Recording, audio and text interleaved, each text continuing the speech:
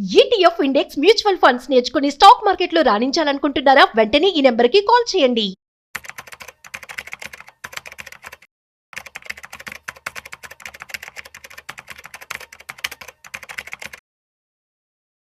So మనం చూసినట్లయితే మన ఇండియాలో చాలా ఇన్సిడెంట్స్ జరుగుతూ ఉన్నాయి.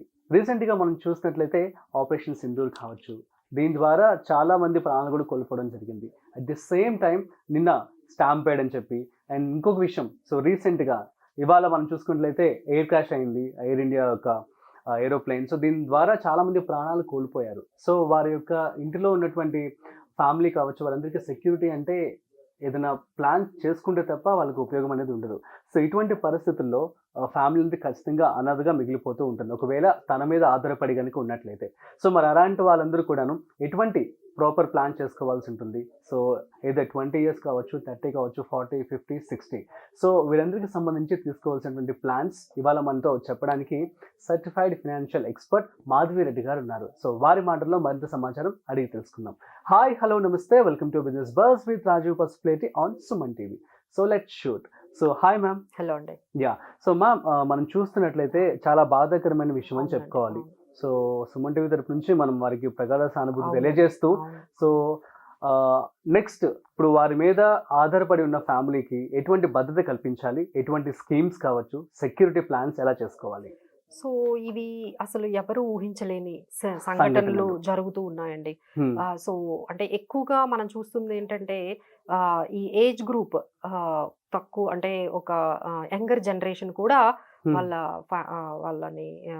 చనిపోవడం అనేది జరుగుతూ ఉంది. సో రైట్ ఫ్రమ్ మన కుంభమేళా నుంచి మొదలు పెడితే అక్కడి నుంచి మళ్ళీ మనకి ఈ పెహల్గాంలో ఇన్సిడెంట్, ఆ తర్వాత అంతా యంగ్స్టర్స్ ఏనండి పెహల్గామ్ లో కూడా. ఆ తర్వాత మళ్ళీ రీసెంట్ గా మనం చూసుకున్నట్లయితే ఈ బెంగళూరులో స్టాంపీడ్, అందులో అయితే అసలు 15, 16 అంటే 19 ఇయర్స్ నుంచి కూడా చనిపోయిన వాళ్ళు మనకి కనిపిస్తూ ఉంటారు. అప్పుడే అంటే వాళ్ళు జాబ్స్ వచ్చి సెటిల్ అయిన వాళ్ళు కూడా మనకి కనిపిస్తూ ఉన్నారు. ఇక ఈ ఇన్సిడెంట్ లో అయితే అసలు వండరబుల్ అండి. అసలు అందరూ కూడా అసలు ఇంకా ఆ గ్రీఫ్ లో నుంచి బయటకు రాలేకపోతున్నారు. ఎయిర్ క్రాష్ ఇలా అంటే ఎప్పుడు ఏం జరుగుతుందో తెలియలేనట్టుగా లైఫ్ అనేది అందరూ కూడా భయపడ్డారు ఒక్కసారిగా. అవేనండి, ఎప్పుడు ఏం జరుగుతుందో తెలియదు. అలానే ఒక దగ్గర కూర్చొని వాళ్ళు లంచ్ చేస్తూ ఉన్నారు ఈ మెడికోస్ అందరూ కూడా. ఒక్కసారిగా ఫ్లైట్ వచ్చి వాళ్ళ మీద పడిపోవడం ఏంటి, వాళ్ళు అసలు చనిపోవడం ఏంటి, అసలు ఫ్లైట్ లో ఉన్న వాళ్ళు చనిపోవడం అంటే అది. బట్ ఏంటంటే వాళ్ళు జస్ట్ లంచ్ చేస్తున్నారు రెగ్యులర్ గా వాళ్ళ హాస్టల్లో కూర్చొని. సో వాళ్ళు కూడా సడన్ గా ఇలా ఒక మెడికోస్ కూడా అంటే పీజీ చేస్తున్నారు అంటే యూ కెన్ ఇమాజిన్ ఎంత ఫ్యామిలీకి ఎంత గ్రీఫ్ గా, ఎంత బాధాకరంగా ఉంటుంది. సో ఏంటంటే ఇలా వీళ్ళు ఎవరైతే డిపెండెంట్స్ ఉన్నారో వాళ్ళని మనము ఎలా అంటే ఇప్పుడు వాళ్ళనైతే మనం రీప్లేస్ చేయలేం, బట్ ఫైనాన్షియల్ గా వాళ్ళకి ఏ విధంగా సపోర్ట్ చేస్తే బాగుంటుంది, వాళ్ళు ఏ విధంగా వాళ్ళు మళ్ళీ వాళ్ళ లైఫ్ ని కొంచెం అదే వాళ్ళు ఉన్నప్పుడైతే చక్కగా చూసుకొని ఉంటారు వాళ్ళ పిల్లలందరూ, వాళ్ళ పేరెంట్స్ ని కానీ లేకపోతే వాళ్ళ ఫ్యామిలీ ఎవరైతే డిపెండెంట్స్ ఉన్నారో వాళ్ళందరూ కూడా లైఫ్ స్టైల్ ఒక రకంగా ఉంటుంది. ఇప్పుడు సడన్ గా వాళ్ళ ఇన్కమ్ ఏది వాళ్ళకి ఇప్పుడు అవైలబుల్ గా ఉండదు. సో వాళ్ళ గోల్స్ ఎలా మరి కంప్లీట్ చేసుకోవాలి, పిల్లలు ఉంటారు, డిపెండెంట్ పేరెంట్స్ ఉంటారండి. ఇప్పుడు ఒక అమ్మాయిని మనం చూసాము, ఆమె ఏంటంటే చదువుకోవడానికి లండన్ వెళ్ళింది. సో ఇప్పుడు ఏంటంటే చదువుకోవడానికి పంపించేటప్పుడు ఏం చేస్తున్నారు, 80-90 లక్షల వరకు లేకపోతే 70 లక్షల వరకు లోన్లు తీస్తున్నారు.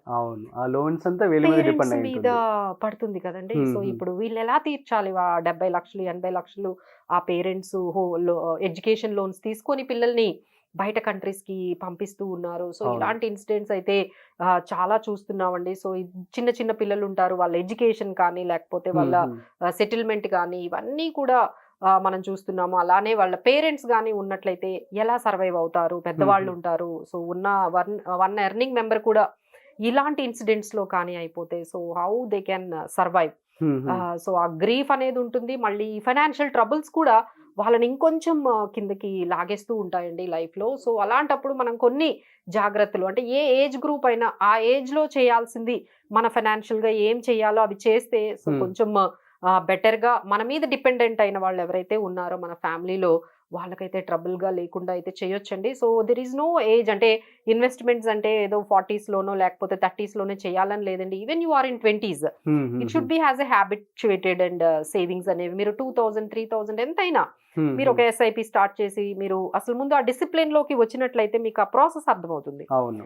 సో ఇలా 20s లో ఉన్న వాళ్ళు మాకే ఉంటాయి అని ఆలోచించకుండా ఎంత వీలైతే అంత మీరు ఇన్వెస్ట్ చేయొచ్చు. అలానే 30s లో ఎప్పుడైతే వచ్చారో ప్రతి ఒక్కరు అంటే వాళ్ళ ఇన్కమ్ లో 10% వరకు సేవ్ చేయడం అనేది అలవాటు చేసుకోవాలి. 30s లో ఉన్న వాళ్ళు అంటే మీకు ఒక 5 lakhs శాలరీ లేదు 50,000 పర్ మంత్ వచ్చింది అనుకోండి, 50,000 మీద 10% అంటే 5,000 అదైనా మీరు సేవింగ్ చేయాలి, లేదు ఇన్వెస్ట్మెంట్స్ అనేవి చేయాలి. ప్రాపర్ గా హెల్త్ ఇన్సూరెన్స్ మీ పేరెంట్స్ కి తీసుకోవాలి, మీకు తీసుకోవాలి. ఇలాంటివన్నీ కొంచెం 30s లో ఉన్న వాళ్ళు చేస్తూ ఉంటారు. ఎందుకంటే అప్పుడు ఏంటంటే లైఫ్ స్టైల్ ని వాళ్ళు సెట్ చేసుకుంటూ ఉంటారు. అంత ఎక్కువ సేవ్ చేయడం వల్ల కాదు, ఎందుకంటే అప్గ్రేడ్ చేసుకుంటారు, అప్పుడే జాబ్ వస్తుంది, సో అన్ని కూడా కొనుక్కుంటూ ఉంటారు కాబట్టి. బట్ స్టిల్ అంటే 10% అయితే సేవ్ చేయాల్సి ఉంటుంది. ఎప్పుడైతే 40s లోకి వచ్చేసారో, 40s లో వచ్చే వాళ్ళు ఏంటంటే ఆల్మోస్ట్ 30% సేవ్ చేయడానికి అలవాటు చేసుకోవాలి. 30% సేవ్ చేయాలి మీరు ఎప్పుడైతే 40s లో, ఎందుకంటే అక్కడ నుంచి మీకు రిటైర్మెంట్ దగ్గరకు వచ్చేస్తుంది. అలానే పిల్లల హైయర్ ఎడ్యుకేషన్ కూడా చాలా తక్కువ ఉంది టైం. సో మీరు ఎప్పుడైతే 40s లోకి వచ్చారో మీరు 30% వరకు మీరు సేవ్ చేయగలిగితే మీ రిటైర్మెంట్ ప్లాన్ కానీ లేకపోతే మీ పిల్లల హైయర్ ఎడ్యుకేషన్ కానీ పర్ఫెక్ట్ గా అవుతుందండి. మేము ఇక్కడ చాలా మందిని చూస్తున్నాము. సో 50-55 ఇయర్స్ ఉన్న పేరెంట్స్ 70-80 లక్షల ఎడ్యుకేషన్ లోన్ తీసుకుంటున్నారు. వాళ్ళు అక్కడికి వెళ్ళిన తర్వాత జాబ్ రాకపోతే మళ్ళీ వాళ్ళు తిరిగి వచ్చేస్తే ఇండియాకి, ఇదంతా ఇప్పుడు వీళ్ళేమో రిటైర్మెంట్ స్టేజ్, ఎవరు కట్టాలి? ఒక ఎగ్జాంపుల్, నిన్ను కూడా రీసెంట్ గా ఒక అబ్బాయి అక్కడ జాబ్ రాలేదని చెప్పి వెనక్కి వచ్చేసారట. 80 lakhs ఎంతో 75,000 జాబ్ కి జాయిన్ అయ్యి 65-70,000 ఈఎంఐ కడుతున్నారు. సో ఆ పేరెంట్స్ మీద ఆ టైంలో ఆల్రెడీ రిటైర్ అయిపోయే స్టేజ్ వాళ్ళు ఎక్కడి నుండి తెచ్చి ఈ ఈఎంఐస్ అవన్నీ కడతారు. సో అందుకనే ఎవరైతే ఇలా లోన్లు తీసుకోకుండా మరీ లోన్ మీద కంప్లీట్ గా ఈ మధ్య అన్నిటికీ 100% లోన్లు అలవాటు అయిపోయాయండి. ఇప్పుడు ఇల్లు కట్టాలి అంటే 70 లక్షలు 1 crore వరకు హోమ్ లోన్ తీసుకుంటున్నారు. ఎక్కడైనా పిల్లల్ని బయటకు పంపించాలి అంటే 70-80 లక్షలు ఎడ్యుకేషన్ లోన్లు తీసేసుకుంటున్నారు. బట్ ఇలాంటిది ఏదైనా ఒక ఇన్సిడెంట్ అయితే ఎంత బాధాకరంగా ఉంటుందండి, దాంట్లో నుంచి బయటికి రాలేరు. సో అందుకని జాగ్రత్తగా మనది ఏది ఈఎంఐలు అయినా సరే ఒక 40-50% మించి మన ఇన్కమ్ మించి ఈఎంఐలు ఉండకూడదండి. ఎందుకంటే మిగతాది ఇంకా సేవింగ్ కి 30% అని ఉపయోగపడాలి కదా. అంతా మీరు ఈఎంఐలు కడితే ఇంక సేవింగ్ ఎప్పుడు చేస్తారు?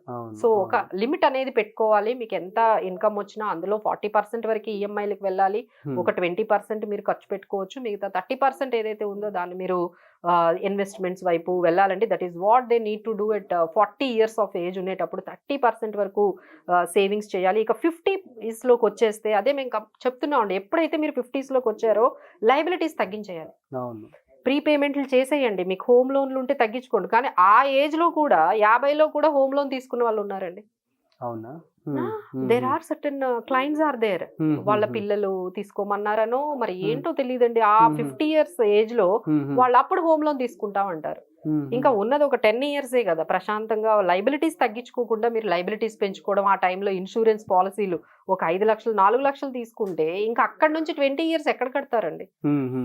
సో ఇలాంటి పనులు ఏమి చేయకండి. మీరు 50s లోకి రాగానే ఎంత బర్డన్ తగ్గించుకుంటే, లైబిలిటీస్ ఎంత తగ్గించుకుంటే అంత మంచిది. అలానే ఫిక్స్డ్ ఏదైనా కమిట్మెంట్స్ ఉంటే అలాంటి వాటికి వెళ్లకుండా ఉంటే మనకి బెటర్ గా ఉంటుంది. సో మీకు ఒక కార్పస్ అంటే మీ ఇన్కమ్ ఎంతైనా దానికి 20 times కార్పస్ సంపాదించుకునే టైం అండి అది. 50 years రాగానే మీకు ఒక 10 లక్షలు వస్తున్నాయంటే దాని మీద మనం అట్లీస్ట్ 20 times అంటే ఒక 2 crores అయినా కార్పస్ మనం పెట్టుకున్నామా లేదా అనేది ప్రతి ఒక్కరూ మీరు చెక్ చేసుకోవాలి. సో అండ్ ఇక ఎప్పుడైతే 60 years కి వచ్చేసారో మీ దగ్గర ఇప్పుడు 60 years లో ఉన్న వాళ్ళు కూడా స్టాక్స్ లో ఉంటున్నారు.